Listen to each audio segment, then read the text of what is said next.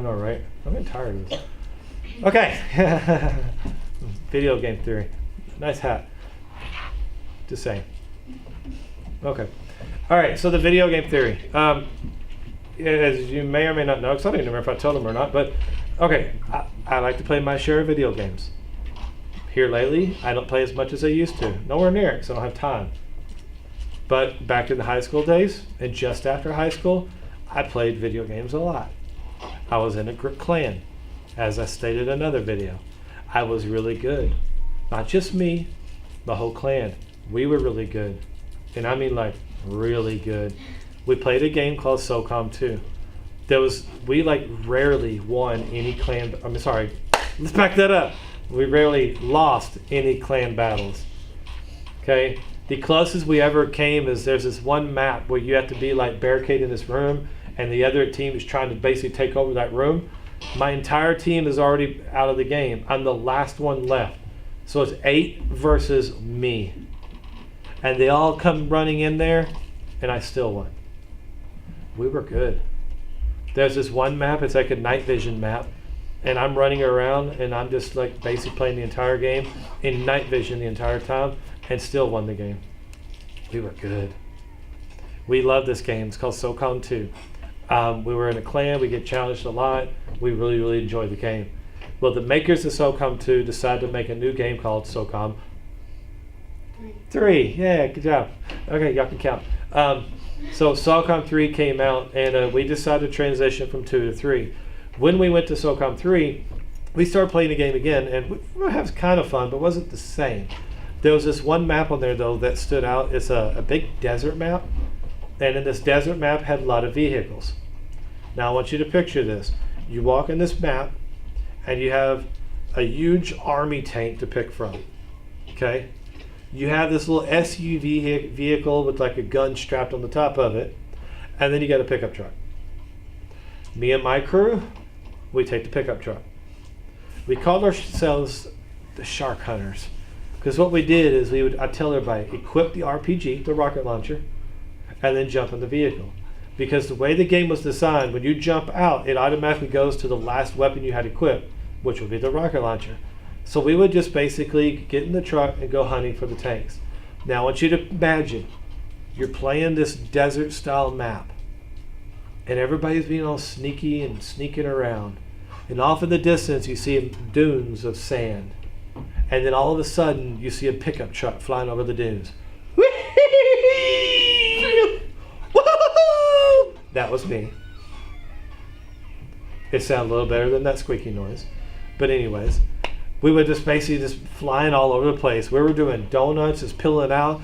I would be spinning in front of somebody, and they would fire at us, but they couldn't hit us. Until we saw tanks, and the goal was we get behind the tank. As soon as we were in position, everybody knows as soon as I stop, jump out, fire, jump in, go, and the tank's gone before they even know what happened to them. It worked every single time. We did good. But the problem with SOCOM 3 was there were some mechanics. The maps were too big. Some things just weren't the same. And little by little, we stopped playing the game. I decided to go back to SOCOM 2. I'm like, I love SOCOM 2 so much, I'm just going to go back and play it again. So I went back to SOCOM 2 when everybody else gave up on 3. When I went to SOCOM 2, this exact same maps, it's exact same gameplay. It hasn't even been patched. Everything's still the exact same as when we left it. But this time it's boring. It's not the same. And the biggest difference was the people that I played with.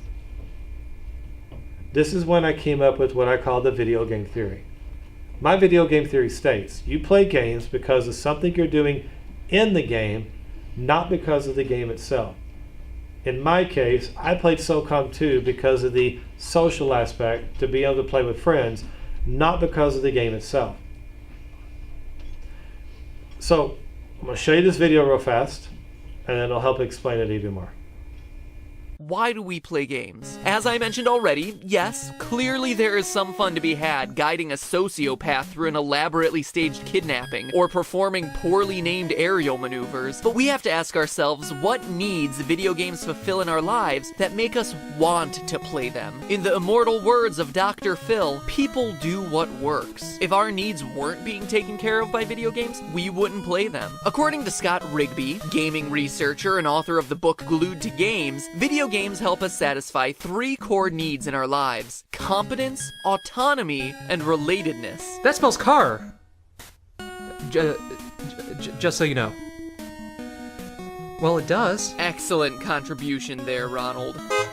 In short, CAR is like a significantly lamer version of the Triforce. The first piece is competence. This is the feeling of mastery. It's the sense that you're growing, learning, and progressing. Completionists and achievement hunters, this one's for you. Autonomy, meanwhile, is just that. The sense that you have control over your actions, and, to a large extent, the world around you. People drawn to autonomy-oriented games like uninhibited choices, choosing their own adventure rather than being forced down a set path of experiences, the Skyrims and WoWs of the world. And finally, relatedness, the need to feel like we matter to others and that we're making a contribution to society. Unsurprisingly, these are most exemplified by the multiplayer games. The games we're drawn to, the games we find most fun, are those that best fit our individual needs. For example, I'm drawn to platformers. Mario, Sonic, Mega Man. Platformers appeal most to those who seek that first Triforce piece, competence or mastery. The games I'm drawn to are the ones I'm able to pick up and quickly make progress through, finishing levels, beating bosses, watching my character gain more powers quickly, and seeing myself able to handle increasingly difficult puzzles. The more I play, the more competent I feel. That would make me relatedness, since so much of my play revolves around engaging with other people.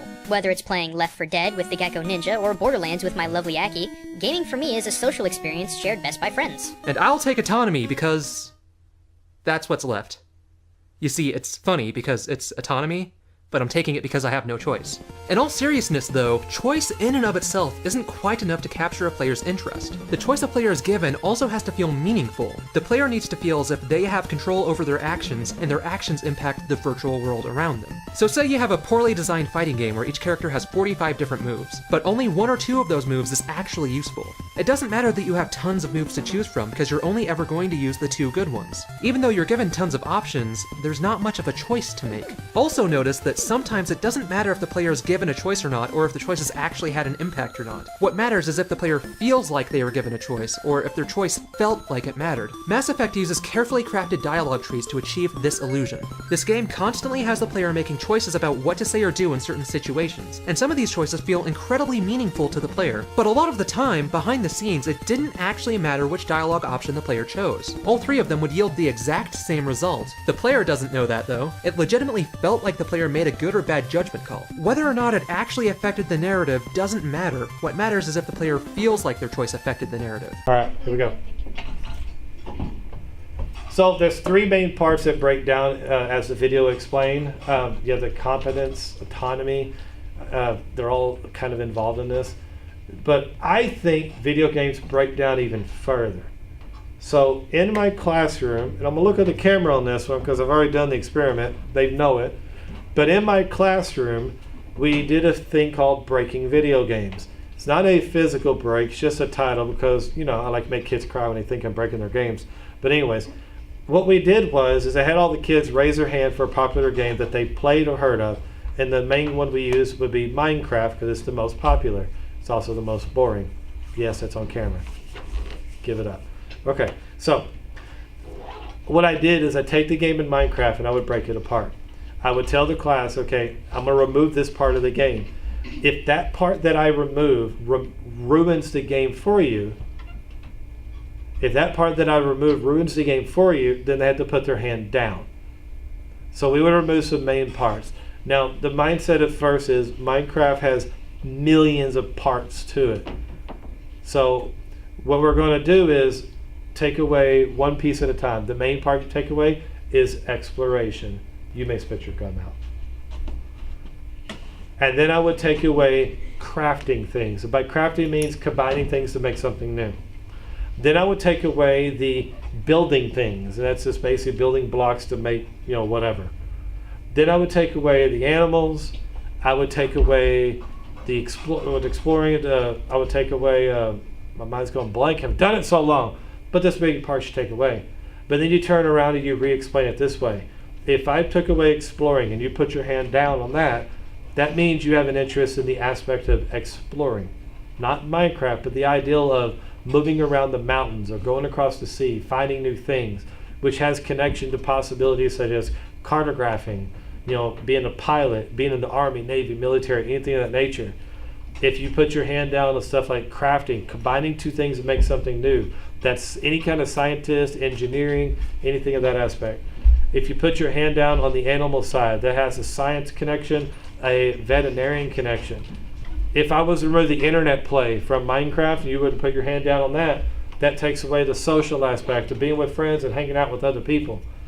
Every single game, in my opinion, can break down into pieces and to help you figure it out. So this video game theory applies to people who think video games are a passion. If you think it's a hobby, don't worry about it. It's a hobby. Just have fun. But if you think it's a passion, this is to help you break it down to figure out what is that passion. And for those of you that's going to question me on this one, all sports games break down. All shooting games break down. Any style of game breaks down either through the way the video explain it or through my method. Either way. So there.